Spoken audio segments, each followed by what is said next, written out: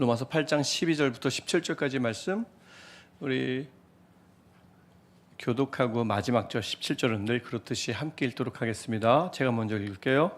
그러므로 형제들아, 우리가 빚진 자로 돼 육신에게 져서 육신대로 살 것이 아니니라. 너희가 육신대로 살면 반드시 죽을 것이로되 영으로서 몸의 행실을 죽이면 살리니. 무릇 하나님의 영으로 인도함을 받는 사람은 곧 하나님의 아들이라. 너희는 다시 무서워하는 종의 영을 받지 아니하고 양자의 영을 받았으므로 우리가 아빠 아버지라고 부르짖느니라. 성령이 친히 우리의 영과 더불어 우리가 하나님의 자녀인 것을 증언하시나니 자녀이면 또한 상속자 곧 하나님의 상속자요 그리스도와 함께한 상속자니 우리가 그와 함께 영광을 받기 위하여 고난도 함께 받아야 할 것이니라. 아멘. 육신의 생각은 사망이요 영의 생각은 생명과 평안이니라. 아멘.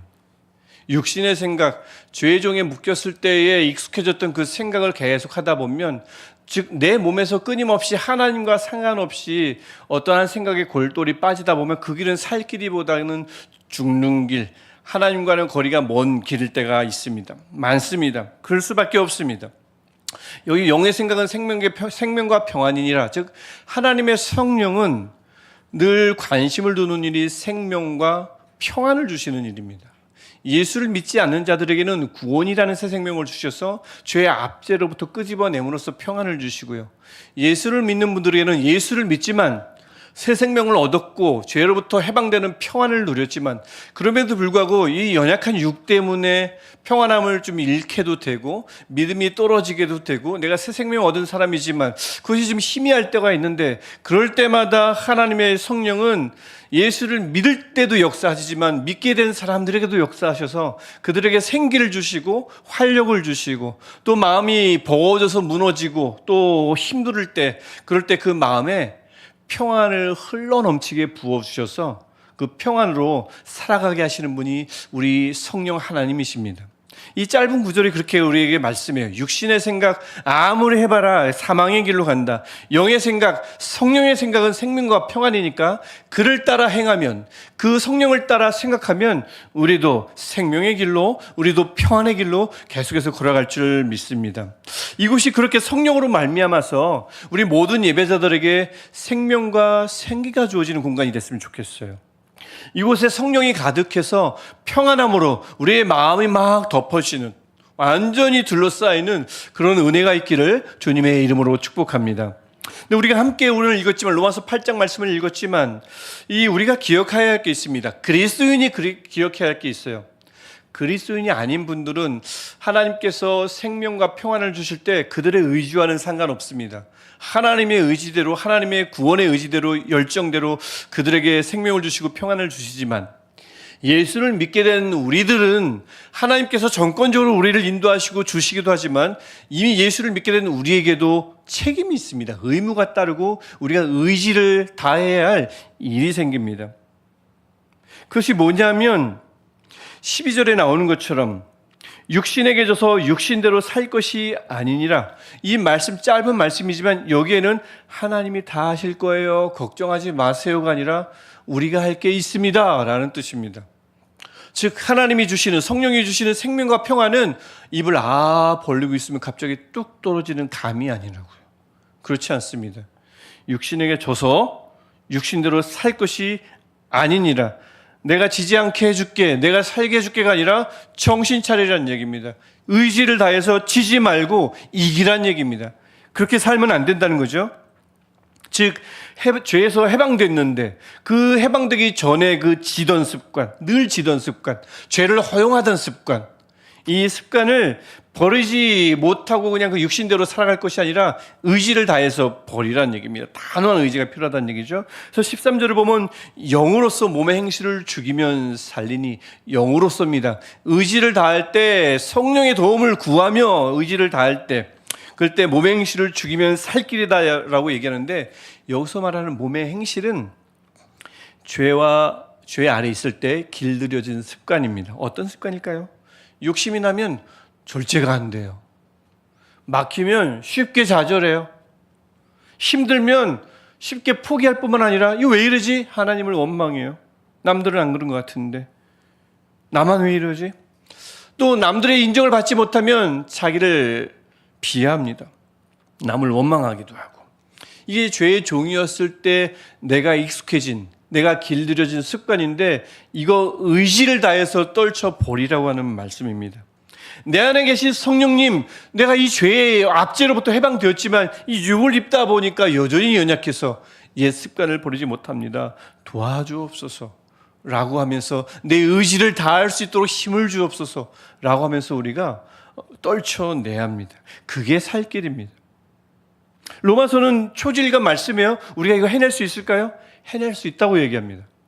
할 수 있는데 왜 지금까지 못했을까요? 할 수 있는데 우리가 할 수 있는 능력을 발휘하지 못하도록 우리 옛 주인인 죄가 계속 너는 안 돼, 금방 넘어지잖아, 안 되잖아, 실패하잖아, 남들에서 경쟁에서 뒤처지잖아, 쉽게 마음에 불안이 찾아오잖아, 계속 안 된다고 얘기했던 겁니다. 그런데 로마서는 거기서도 해방하래요. 의지를 떨쳐서 거기서 일어나라고 합니다. 해낼 수 있다고. 죄에 워낙 오래 눌려 있다 보니까 해방되었는데 풀려났는데도 오금이 저린 거예요. 아직도 이 다리가 저린 거지 해낼 수 없는 존재여서가 아닙니다. 해낼 수 있습니다. 분명히 그럽니다. 그 말씀을 오늘 우리가 읽었던 14절부터 17절에서는 조금 다른 비유를 써서 말씀하는 거예요. 어떤 비유를 쓰냐면 우리가 어떤 신분인가라고 하는 건데 14절 뭐라고 하죠? 하나님의 아들이라. 여자분들은 우리 뭐냐? 딸도 맞아요. 16절에서는 이게 하나님의 자녀라고도 표현을 하므로 하나님의 아들, 딸이라는 신분을 이야기합니다. 이전까지 7장까지는 어떤 신분을 얘기했죠? 의의 종, 하나님의 종 얘기를 했잖아요. 종은 아무래도 복종 뭐 이런 개념이 아무래도 들어오니까 그 말도 맞지만 또 다른 우리의 신분은 아들, 딸이라는 겁니다. 여러분은 하나님의 종이자 여러분은 하나님의 아들, 딸이에요. 제가 일부 때도 말했지만 하나님의 종 하면 그럼 뭐 목사님이나 전도사님이나 교육자가 하나님의 종이지라고 생각하기 쉬운데 그렇지 않습니다. 여러분은 다 하나님의 종입니다. 분명히 하나님의 종이에요. 동시에 하나님의 아들, 딸입니다. 그래서 종이라는 신분과 달리 이 하나님의 아들, 딸이라는 이 신분에는 뭐가 들어와요? 복종이라는 개념보다는 친근함, 친밀한 아빠와 아들 사이, 엄마와 딸 사이 이런 부자와 부모와 자녀 간의 사이에 있는 그 친밀감이 딱 들어오죠. 그래서 하나님께서 주신 이 신분을 통해서 하나님과의 친밀감은 우리가 하나님과 교제하면서 더 깊어지지만 기본적으로 우리에게 주어진 하나님의 친밀감은 우리가 막 가까이 가서 막 떼써가지고 낚아채거나 획득한 게 아닙니다. 하나님과의 친밀감은 하나님이 은혜로 주신 거예요. 우리에게 은혜로 주어진 겁니다. 누구나 하나님을 그래서 아버지라 부를 수 있게 된 거지. 내가 오늘은 성경을 많이 읽었으니까, 기도를 많이 했으니까 오늘 한번 하나님이라고 부르지 말고 주님이라고 부르지 말고 아버지라 불러볼까? 우리의 노력과 상관없는 친밀감입니다. 주어진 것은 그렇습니다. 그래서 하나님께서 우리에게 은혜로 우리로 하여금 하나님을 아버지라 부를 수 있는 은혜를 주셨는데 특별히 15절에 보니까 그냥 아버지 아니고 뭐였죠? 아빠, 아버지입니다. 옛날에는 우리가 아바, 아버지라고 배웠는데 정확하게 발음하면 아빠가 맞습니다. 그래서 개역개정부터는 아바가 아니라 아빠라고 했어요. 우리 아까 찬양 때는 아바, 아버지, 우리 친숙한 표현을 썼지만 정확한 음역을 하면 아빠, 아버지입니다. 우리말의 아빠와 이 아람어인데 똑같아요. 히브리어가 원래 아람어 계열 안에 히브리어가 있는 거거든요. 그 고대 근동 지역의 사람들이 아람어를 쓰는데 그 계열 중에 히브리어가 있는 겁니다. 굉장히 비슷해요, 두 언어가. 그래서 이 아빠라는 말을 우리가 하나님께 쓸 수 있게 되었습니다. 여러분 근데 하나님께 아빠라는 말을 자주 쓰십니까? 안 쓰시죠? 우리 시내가 푸른나무기 신용백 목사님은 아빠, 아버지 자주 하세요. 기도하실 때 보면. 들어보셨죠? 안 들어보셨어요? 전 들었는데 그래서 와 목사님 대단하시다. 저 아빠 아버지를 진짜 기도할 때 쓰시네. 제가 놀랐어요. 저도 한 번도 쓴 적은 없거든요. 저는 사실 저희 아버지한테는 한 번도 아버지라 불러본 적은 없어요. 늘 아버지는 아빠라고 불렀어요. 나이가 많은데도 32살 때 돌아가셨으니까 32살까지 늘 아버지를 아빠라고 불렀거든요. 근데 하나님께는 아빠라고 불러본 적이 없어요. 여기도 아마 보통 여성분들은 아버지를 아빠라고 잘 부르시지만 또 연세가 좀 드시면 아버지로 바뀌기도 하고, 또 남자분들은 아빠라고 부르면 가볍다고 아버지라고 바꾸라고 또 그렇게 어른들이 그러셔가지고 저한테도 계속 그러신 분들이 있었거든요. 명칭을 아빠라고 하면 안 되고 나이 들면 아버지라고 바꾸라고. 근데 제가 또 남의 말을 잘 안 들어요. 그런 데에 있어서는. 그래서 계속 아빠라고 부르고 그랬는데, 불러본 지 오래됐어요. 한 20년 넘었습니다. 아빠 부른 지. 하나님을 아빠, 아버지라고 부를 수 있게 됐다는 것은 그냥 그 명칭만으로도 아버지와 하나님 아버지와 우리는 굉장히 친밀하다는 증거입니다. 우리 1부 때도 한번 해봤는데 우리 한번 아빠, 아버지 한번 불러볼까요? 아빠, 아버지, 하나님 한번 해보겠습니다. 한 번만 해보세요. 좀 창피해도 해보세요. 다음에 안 시킬 거예요. 한번 해보겠습니다. 시작. 아빠, 아버지, 하나님. 아빠. 벌써 이 하나님을 부를 때 한번 우리 여러분 기도에 요즘 언어를 좀 바꿔보시면 좋을 것 같아요. 하나님이 어렵게 주신 명칭인데 아빠라고 불러도 돼 라고 했는데 사실 교회가 많이 안 쓰거든요. 저도 이 말씀 준비하면서 저도 제 유기 아버지한테는 늘 아빠라고 했는데 하나님께는 아빠 하면서 다가간 적은 없는 것 같아요. 그냥 아버지, 하나님 아버지 아니면 주인님, 주님이라고 하죠. 종 여기 있습니다. 복종하겠습니다. 이렇게 해야지 아빠 하면서 친근하게 아버지께 다가간 적은 별로 없지 않나 그런 생각도 하게 됩니다. 이 표현 아빠, 아버지 오늘부터 기도 시간에 자주 쓰시길 바랍니다. 신용백 목사님 정말 쓰세요. 나중에 한번 보십시오. 아빠란 말 정말 쓰신다니까요. 제가 놀랐다니까요. 근데 우리가 어떻게 하나님을 아빠로 부르게 됐습니까? 어떻게 우리가 하나님의 아들, 딸이 됐어요? 하나님이 우리를 출산하셨나요? 우리를 낳으셨나요? 하나님은 우리를 낳지 않았습니다. 그렇게 되면 어머니 하나님이 되는 거잖아요. 출산하셨으면. 왜 그 집집마다 요즘은 잘 못 본 것 같은데 옛날에 꼭 돌아다니면서 어머니 하나님을 아시냐고 그렇게 한번 만나신 적 있죠? 자꾸 어머니 하나님이라고. 근데 그들의 말이 틀리거든요. 그러니까 하나님은 우리를 출산하셨기 때문에 우리가 아들, 딸이 된 게 아니라 한 과정을 거쳤습니다. 오늘 본문에 나오듯 15절에 양자형이라는 표현이 있는데 양자, 입양이라는 뜻입니다. 우린 입양된 사람들이에요. 아빠라고 부를 수 없는 남의 아들이었는데 죄의 아들이었는데 죄의 아들, 딸이었는데 입양됐어요. 입양돼서 하나님의 아들, 딸이 된 겁니다. 근데 입양되려면 1세기도 그렇고 지금도 그렇고 우리 입양 마음대로 못 하잖아요. 뭐 이제 그 경험이 없는 분들은 잘 모르시겠지만 입양은 반드시 에이전트가 있어야 됩니다. 중간에 다리 놓는 분이 계셔야 돼요. 그래야 이 집안 저 집안의 아들, 딸로 입양이 됩니다.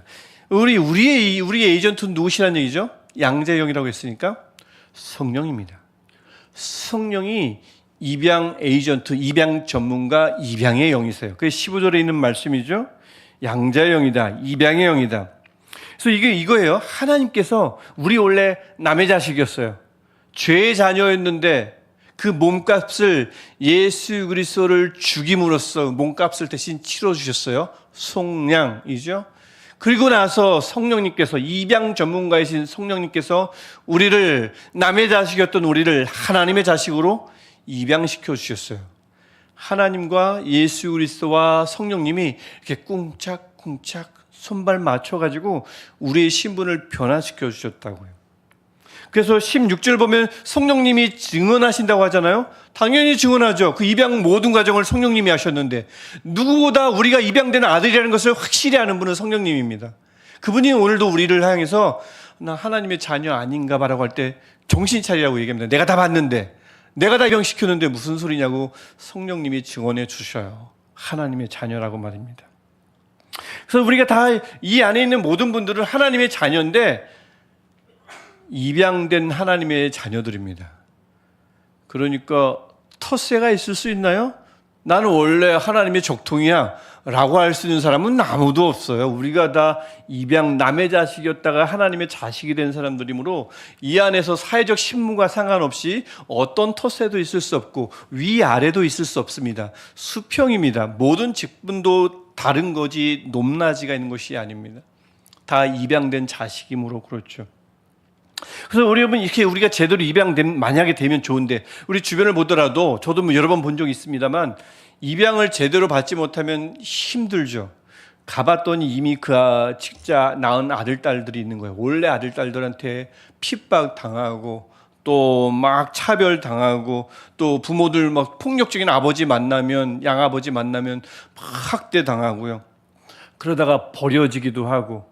저 옛날에 일부 때는 얘기 나누지 않았지만 제가 옛날에 아는 분이 한 분이 입양을 됐는데 가가지고 저한테 연락이 온 거예요. 갔더니 지금도 기억나요.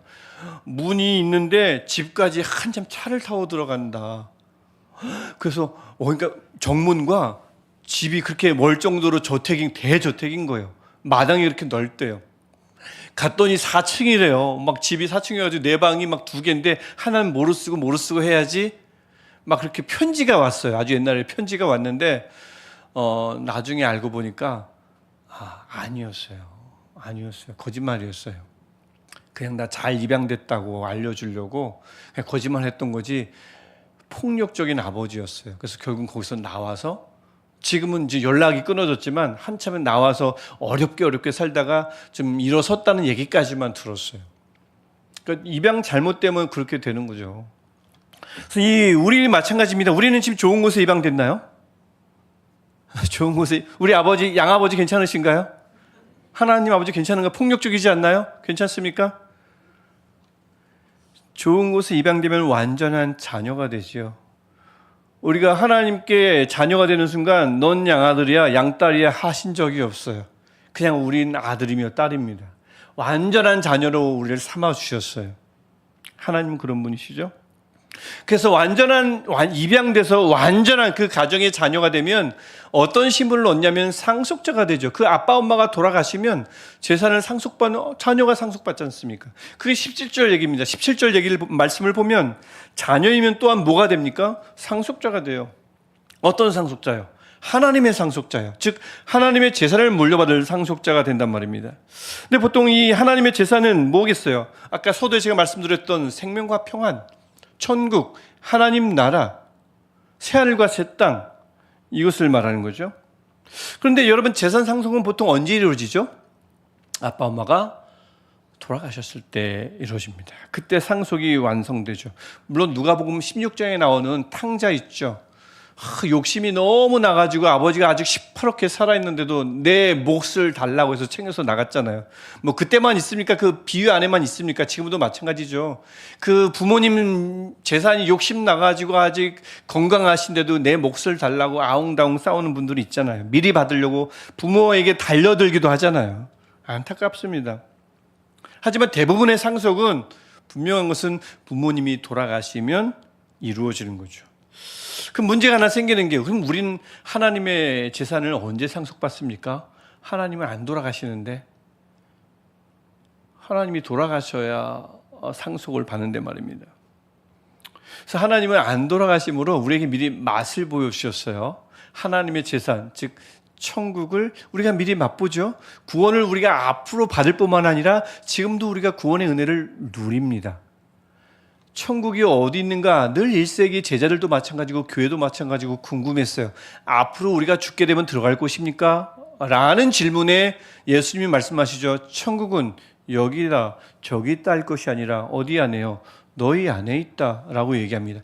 있을 것이다가 아니라 있다입니다. 천국은 이미 우리가 누리고 있습니다. 일부 때도 제가 예를 들었지만 88 이 된장찌개를 끓이고 있는데 그것을 우리가 한 숟갈 퍼서 맛보았습니다.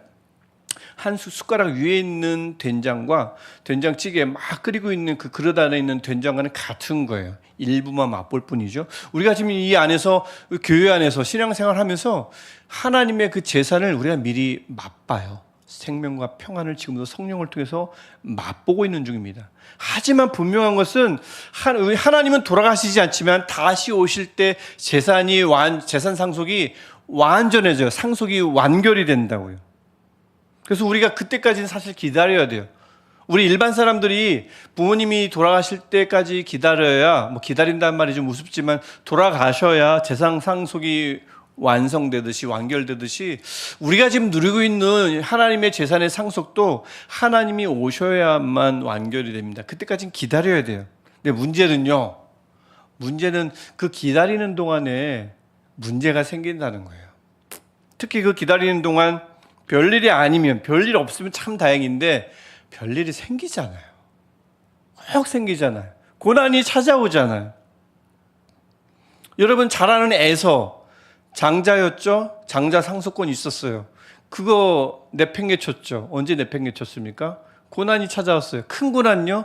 그것도 아니었어요. 배고픔, 지침, 지치고 배고팠더니 그 장자 상속권을 그냥 내팽개치고 죽 한 그릇과 바꿨습니다.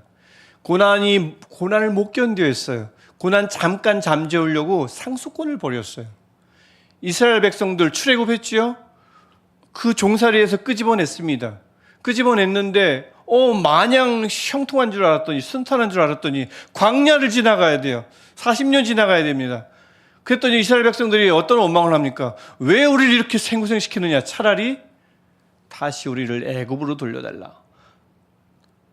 가나안이고 뭐가 없는 거예요. 약속의 땅 가나안 뭐 없는 거예요. 다시 돌아가서 차라리 노예가 낫겠다. 돌아가는 거죠. 사도 바울이 이 얘기를 하는 겁니다.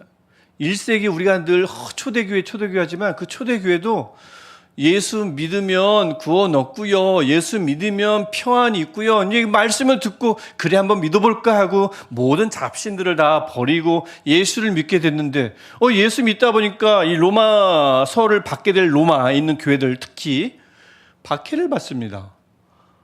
예수 믿는다는 이유로 가족이 헤어지고요. 사회에서 불공평한 대우를 받고요. 소외되고요. 어떤 생각을 가질까요? 예수 믿으면 복 받는다더니 예수 믿으면 형통하다더니 정반대의 일들이 일어나니까 1세기에 일어났던 일이 뭔지 아십니까? 다시 돌아가자입니다. 예수 버리고 원래 그 잡신에게로 돌아가자. 그때는 내가 그 잡신 섬긴다고 우리 가족이 끌려가진 않았지 않냐?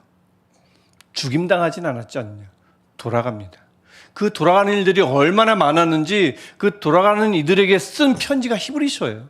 히브리서의 전체 내용이 돌아가지 말자, 떠내려가지 말자, 붙들라 이거거든요. 오늘 본문도 마찬가지입니다. 로마서예요.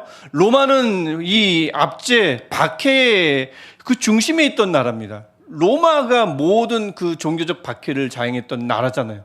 그 로마의 중심지에 있는 교회들에게 보내는 편지입니다. 그러니까 그 교회들은 얼마나 돌아가고 싶었겠어요.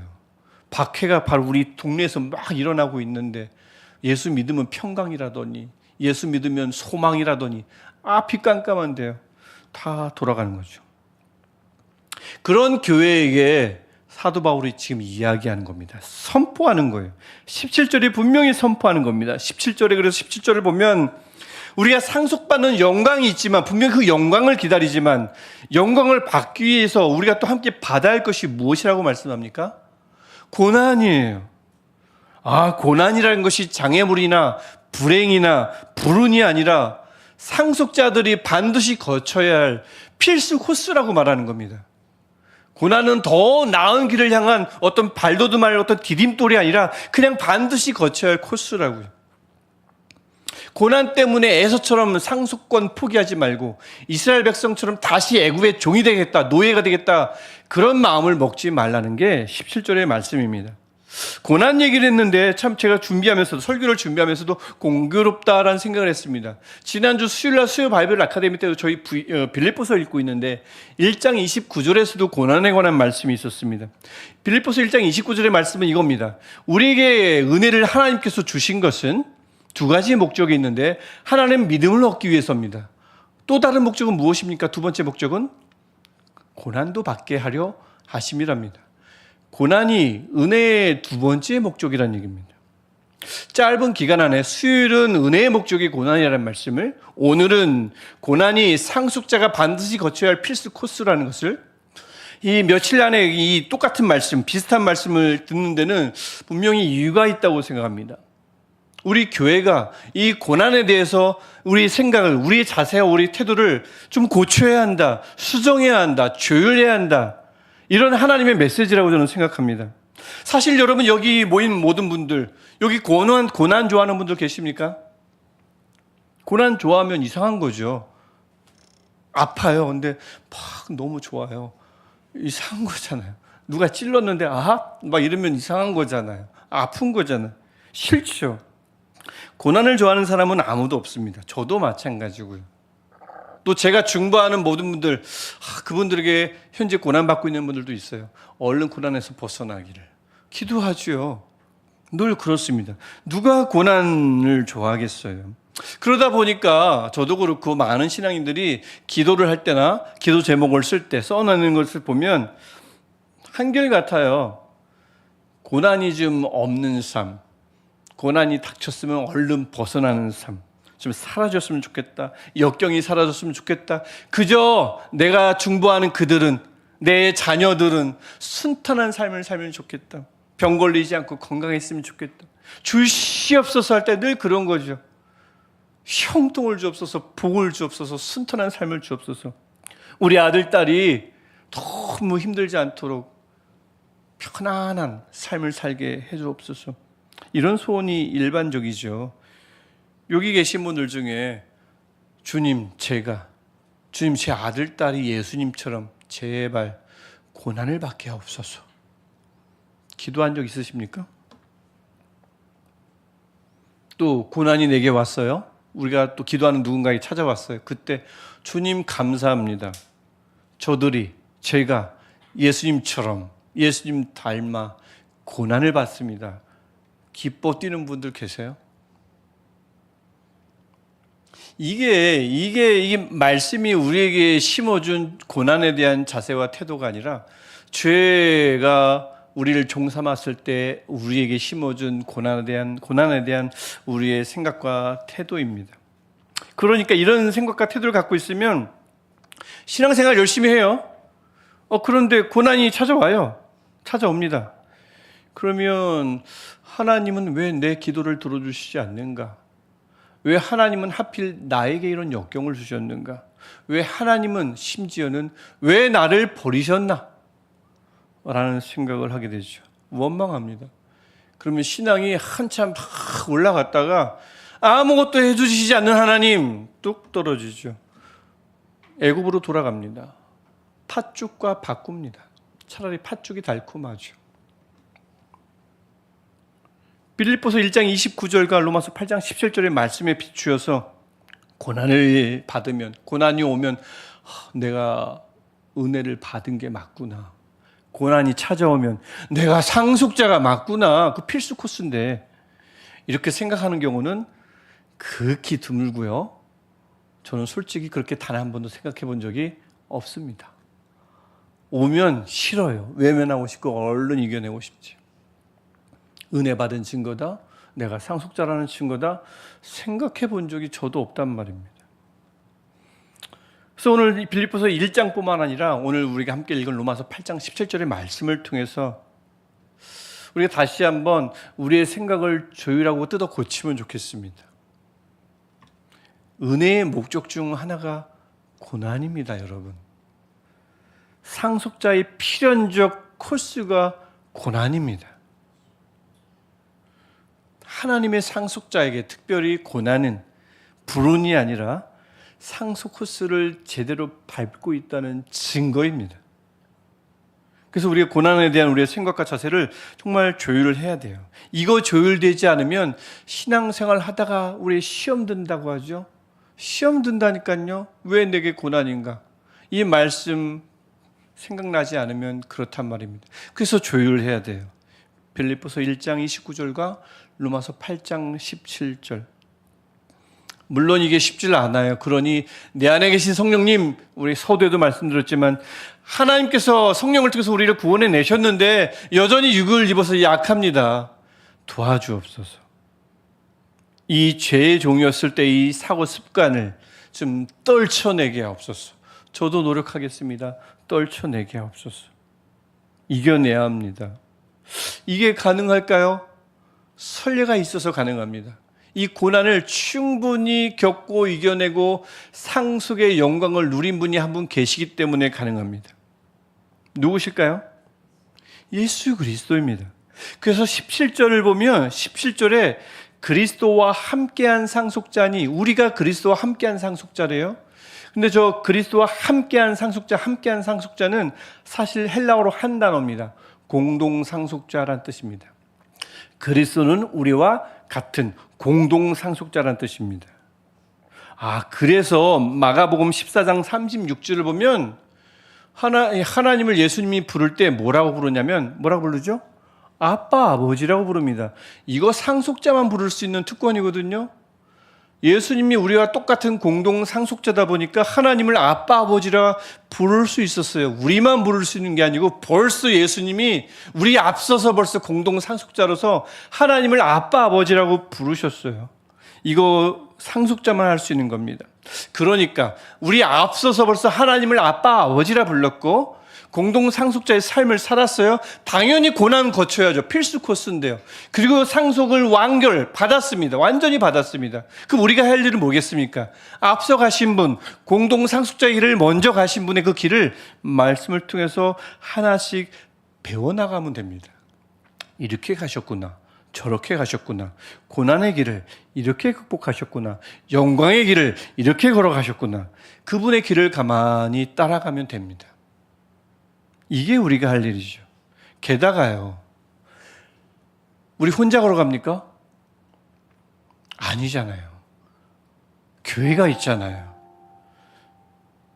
우리 모두가 공동상속자잖아요. 우리 함께 걸어갑니다. 그래서 우리가 매 예배 때마다 함께 모여서 하나님만 바라보는 게 아니고 우리 서로 사랑하고 축복합니다. 아까 인사 안 했네요. 인사하고 우리가 서로를 돌아보는 거잖아요. 아, 우리 나도 그렇고 우리 함께 예배하는 이분들 상속자의 길을 잘 걸어가고 있는가 이렇게 좀 돌아보는 거죠. 함께 걸으니까. 근데 어떤 소식을 듣게 되죠. 아, 어떤 분이 고난을 당했대요. 그럼 우리 강하게 단단히 마음 먹고 그분에게 뭐 겉으로든 기도로든 중보로든 그거 불은 아닙니다. 그 고난 불행 아닙니다. 그 고난 당신이 상속자라는 증거입니다. 이렇게 축복해 줄 수 있으면 좋겠어요. 어디서 어떤 어려움을 겪고 있든 그것 그리스도와 함께한 상속자가 우리라는 증거입니다. 라고 격려해 주시고 축복하시기를 축복합니다. 상속자 가정 잘 밟고 있는 거예요. 저도 그래요. 그렇게 우리 같이 힘내요. 라고 하는 우리 교인들 되었으면 좋겠습니다. 17절 우리가 그와 함께 영광을 받기 위하여 고난도 함께 받아야 할 것이니라. 이 짧은 구절인데 교회에서 잘 가르쳐지지도 않고 읽다가 마주치게 되면 외면하고 싶은 구절. 왜냐하면 고난은 아무도 좋아하지 않으니까요. 근데 고난이 반드시 받아야 할 거래요. 상속 받으려면 고난도 필수랍니다. 상속을 포기할까 싶지만 그렇지 않죠. 그 포기할까 싶은 그 마음은 죄의 종에게 길들여졌던 바로 그 습관입니다. 그러니까 이런 말씀이 달갑지 않고 그래서 교회에서도 웬만하면 피하는 거죠. 입을 크게 벌라 채워줄 것이다. 문은 열릴 것이다. 두드리라. 이런 말씀들을 하고 싶죠. 저도 마찬가지고요. 하나님의 상속자의 삶 하지만 신앙인의 삶, 이 삶은 고난 하나 없는 순탄한 꽃길이 절대 아닙니다. 상속자의 삶, 신앙인의 삶은요 고난을 겪습니다. 하지만 고난을 반드시 돌파합니다. 이 길을 먼저 걸어가신 공동 상속자 되신 예수 그리스도를 따르는 길이 우리 신앙인의 길이며 우리 상속자의 길입니다. 여러분 뉴스 보십시오. 주변을 보십시오. 그 하찮은 그 유산 상속 때문에 얼마나 많은 머리를 굴리고 서로 싸우고 내가 더 받아내려고 뭐야 장남이 더 많이 받아? 내가 더 많은 것들을 줬는데 얼마나 많은 노력을 합니까? 그 상속 받아봐야 그 삶 다 쓰고 많은 건데도 그렇게 아웅다웅입니다. 간절히 원하는 것은요 우리도요 이 하나님 재산 상속을 위해서 좀 우리 욕심 좀 내셨으면 좋겠어요. 하나님의 재산 상속을 위해서 고난 따위에 상속권 내주지 말고 하나님의 이 재산 상속, 생명과 평안, 하나님 나라, 천국, 새하늘과 새 땅 이것에 대한 선한 욕심을 부리는 저와 여러분 되시기를 축복합니다. 하나님이 우리 아빠 아버지세요. 예수 그리스도가 우리와 함께 공동 상속자십니다. 그 길을 벌써 걸어가셨어요. 길을 남겨주셨어요. 이정표를 보여주셨습니다. 막 걸어갑니까? 성령님이 또 인도하신대요. 우리를 증언하신대요. 예, 맞다고 상속자라고 증언하시며 우리를 인도하신다잖아요. 또 그 길을 혼자 걸어갑니까? 우리 같이 걷지 않습니까? 혼자 걷지 않고 교회가 공동 상속자들이 함께 모여 함께 걸어가지 않습니까? 이거면 충분하잖아요. 우리 뭐 예수 한 번 만나러도 아까 충분하다고 우리 찬양을 고백했잖아요. 아빠 아버지 계시죠? 공동 상속자 되신 예수님 계시죠? 우리를 인도하시는 힘 주시는 성령님이 우리 안에 계시죠? 또 그 길을 혼자 걷지 않도록 우리를 교회로 묶어주셨죠. 이거면 충분하다고 저는 믿습니다. 우리 이렇게 이런 모든 것들이 완비되어 있으니까 우리 이 상속받는 완성의 길, 영광의 길을 우리 힘차게 걸어가시기를 축복합니다. 고난 코스예요. 고난 은혜 받은 증거입니다. 우리가 상속자라는 절대적인 증거예요. 그 증거 움켜쥐고 영광의 길로, 상속이 완결되는 길로 함께 힘차게 걸어가는 저와 여러분 되시기를 주님의 이름으로 축복합니다. 이거면 충분합니다. 우리 이 마음 가지고 같이 기도했으면 좋겠습니다. 하나님, 우리를 남의 자녀였던, 죄의 자녀였던 우리를 하나님의 자녀로 입양시켜 주셔서 이제는 완전한 아들, 딸로 삼아주시니 감사합니다. 상속자 삼아주셨으니 하나님의 재산을 상속받을 때까지, 하나님 나라에 완전히 들어갈 때까지 하나님 어떤 고난도 불행으로 여기지 않고 하나님의 은혜요, 하나님이 우리를 상속자 삼으신 증거로 받아들이며 걸어가는 우리 모두 되게 없어서 아빠 아버지를 부르며 성령을 의지하며 예수 그리스도의 길을 따라가는 또 함께 걷는 우리 되게 없어서 우리 같이 이 마음 가지고 할렐루야로 기도하겠습니다. 할렐루야. 하나님을 찬양합니다. 우리 아빠 아버지 하나님을 노래합니다. 우리의 공동 상속자 되셔서 그 길을 먼저 걸어가신 예수 그리스도의 길을 바라봅니다. 하나님, 자신이 없고 그 길을 걸어갈 힘이 없고 의욕이 생기지 않을 때마다 생명과 평안이 관심사이신 성령님의 역사가 우리 마음속에서, 우리 삶 속에서 꽃같이 일어나게 하여 주옵소서. 도무지 이 길을 걸어갈 수 없는 그런 마음이 우리를 엄습할 때마다 하나님이 주셨던 마음이 아빠 아버지가 우리를 바라보실 그 얼굴이 보이게 하시고 우리의 길을 먼저 걸어가신 예수 그리스도의 길을 따라 걸어갈 때에 성령님이 함께 하시며 성령님이 인도하시는 그 은혜가 우리에게 있게 하여 주옵소서. 우리에게 주어지는 은혜의 증거가 고난이며 우리에게 맞닥뜨리는 고난은 우리가 상속자라는 증거임을 우리가 알게 하셔서 막연히 피할 것이 아니라 고난을 바라보는 우리의 눈을 바꿔주시고 고난을 대하는 우리의 태도를 바꿔주시되 고난을 이길 수 있는 힘도 우리에게 도와여 주셔서 하나님, 어떤 고난 중에 있습니까? 어떤 어려움 중에 있습니까? 서로가 서로를 향해 축복할 수 있게 하시고 중보할 때마다 아픔과 슬픔과 걱정 가운데 휩싸이지 않도록 주님 그 안에서 기쁨을 누리게 하시고 그 안에서 평안을 누릴 수 있도록 주님 우리를 지켜주옵소서.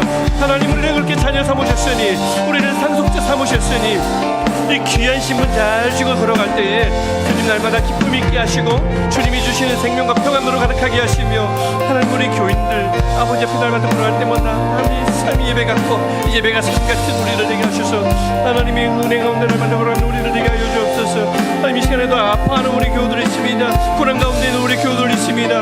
하나님, 그들을 축복합니다. 그들을 격려합니다. 그들을 독려합니다. 하나님 은혜가 그 안에 있으며 하나님의 상속자 삼으신 하나님 은혜가 그 안에 충만함을 믿습니다. 주님, 그 길을 걸어가는 길에 조금도 흔들리지 않게 하시고 이 길을 우리 함께 걸어가는 데에 우리 의지를 다하여 우리 힘을 다하여 우리 함께 걸어갈 수 있도록 주님 우리를 도와주옵소서.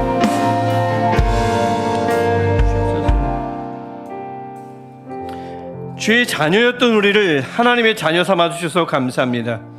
우리의 몸값을 예수 그리스도가 대신 짊어지셔서 성령을 통해 하나님의 자녀가 되었으니 참으로 감사합니다. 하나님이 우리 자녀가 되었고 또한 상속자가 된 것을 우리가 이해하고 믿고 감사합니다. 이 길 우리 잘 걸어가게 하옵소서. 고난을 당할 때 은혜 받은 증거구나 생각하게 하시고 고난에 맞닥뜨릴 때 내가 상속자가 맞구나 믿을 수 있는 우리가 되게 없어서 나에게도 남을 향해서도 그렇게 독려하며 격려하며 축복할 수 있는 우리가 되게 없어서 하나님을 향한 신앙을 향한 우리의 기준도 우리의 생각도 바꿔야 되지만 고난을 향한 우리의 태도와 우리의 마음도 조율해 주시고 바뀌어 주셔서 변화시켜 주셔서 죄의 종이 시키는 죄에 대한 우리의 습관이 아니라 사고방식이 아니라 말씀이 우리에게 말씀하는, 우리에게 바꾸라 말씀하는 말씀이 우리의 생각을 지배하게 하셔서 고난을 은혜의 증거로, 고난을 상속자의 신분의 증거로 삼는 우리 모두 되게 없어서. 혼자 힘듭니다. 함께 묶어주셔서 감사합니다. 우리 함께 걷게 하시고 성령의 인도하심 따라 걸어갈 때에 이 길이 기쁨의 길이 되게 하시고 이 길이 평안의 길이 되게 하옵소서. 예수님의 이름으로 기도합니다. 아멘. 우리 함께 일어나셔서 우리 결단송 함께 찬양하겠습니다.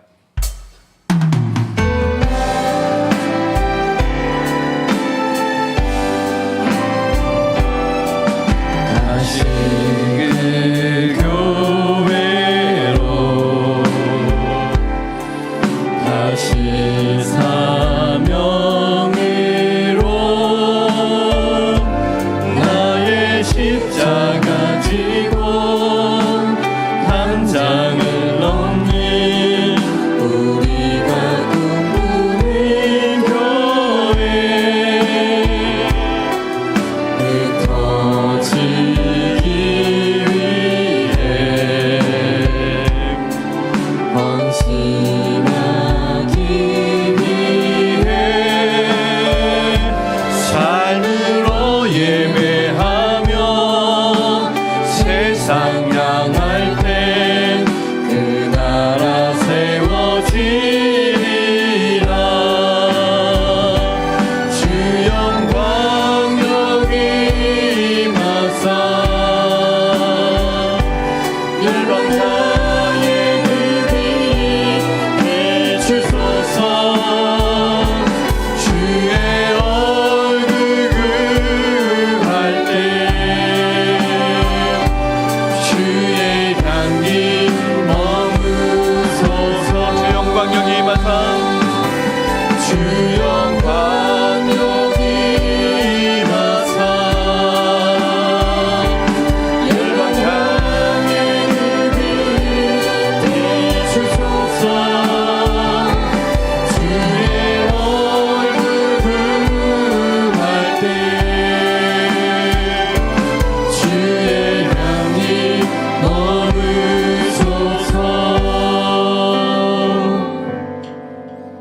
이 예배를 받으시는 하나님, 정성껏 준비한 우리 예물도 받아주시고 한 주간의 삶도, 상속자의 삶을 살아가는 그 삶도 하나님께서 인도하시며 받아주옵소서.